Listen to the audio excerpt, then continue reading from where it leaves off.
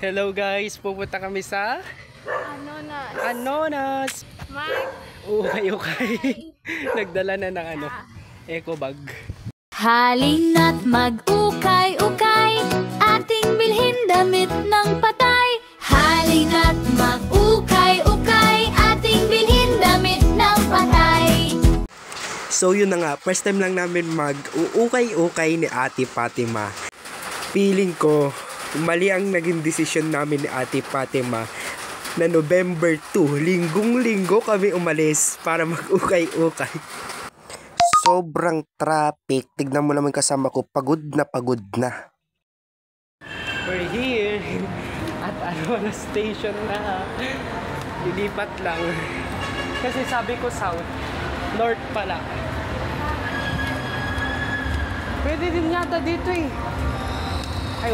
Pagbaba mo naman ng Anonas Station, makikita mo na talaga ang ukay-ukayan. At ito na si Johan, namimili na ng pambaba. Kasi once na nag-aaral ka sa PUP, di ba walang uniform doon? Talagang mapapabili ka talaga ng mga ukay-ukay sa Anonas eh. Nakakaya naman kasi sa mga klase ko, wala na akong pang OOTD. Yun na nga, nakapili na ako, tas si Ate Fatima nakapili na din. Sa sobrang daming damit, hindi ko alam kung saan ako mamimili eh. Merong mga tig-20, 75, 100. May mga new arrival, pero mga new arrival nila ang mamahal. Meron din silang ukay-ukay na sapatos na worth 100 pesos. Pero kawawa yung mga katulad kong malalaki ang paa. Kasi parang mga pambata lang yung mga sapatos na to, tas puro pambabae pa yung iba.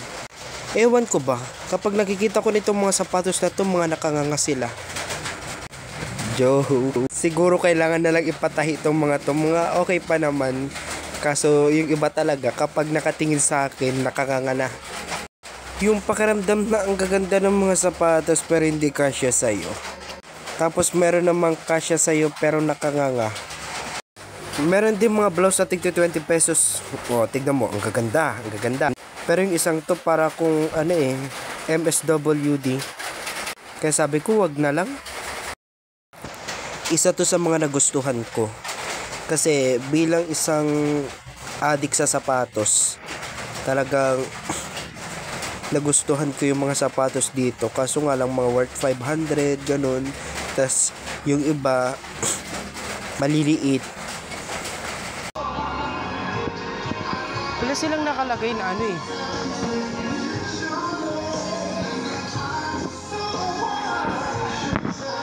Hala, ang ganda.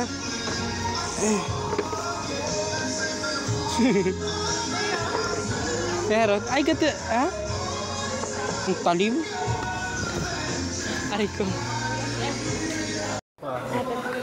Charan. Ganda.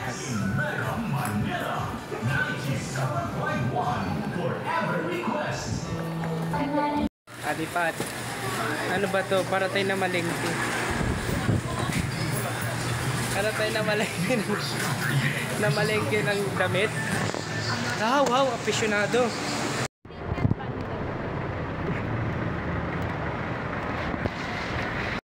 Ito naman, another ukayan.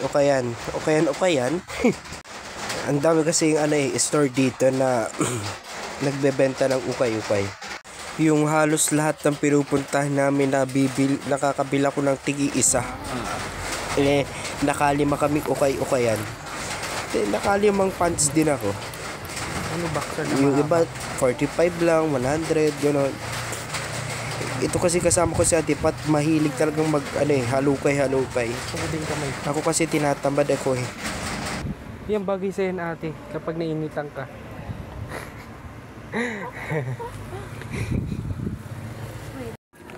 Ganito pala yung pakiramdam na nasa walk-in closet.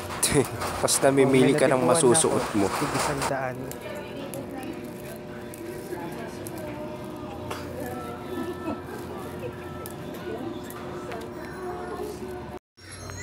I'm not feeling well din naman kasi nung mga oras na yan. Kaya napaupo na lang ako. Pero itong kasama ko, walang kapaguran. Talagang palipat-lipat kami ng store. Tapos halos lahat ng side, iniikutan niya. Talagang naghahanap siya ng damit. Nagbaon pa yan ng 1,000 ha. Postura ko pagkatapos magising ng alas 5 at magsimba. Pagkatapos magsimba, diretso sa ukay-ukayan para gumala. 4, 5. Di ba pagod na pagod? Pero tong kasama ko talagang walang kapaguran eh. Kung anong kinaliit yun kinalakas ng katawan. Meron pa din natin pa.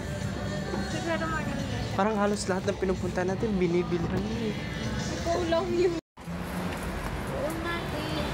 O diba sabi na nga kaparehas ng isa kong bag doon. Binigay niya sa akin ni nanay.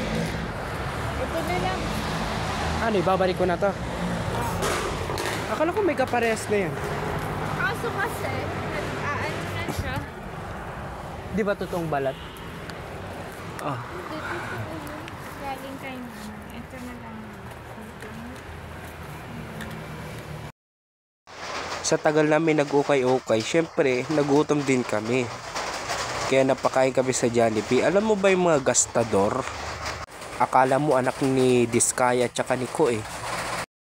Dito kami kumain sa labas ng World City Med.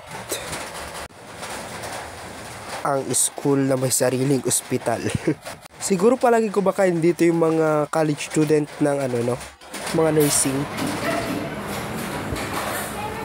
Daming nabili eh. So ito kasama sa vlog yung pati pagkain. Ang laki na nagastos. Atipat, 600. 600 Ay di, kasi ang natira sa 900 ko, 100 na lang. At pakinggan nyo ang kadaldalan namin ni Ate Fatima. Dito? yung nakita ko sa TikTok. May nasunog dito sa Quezon City? Kogyo. Sa condominium siya. Condominium. Yan, kuya. Hey. Hindi mo na katipat. Dito, ganito talaga sa Pilipinas. Ay, sorry po.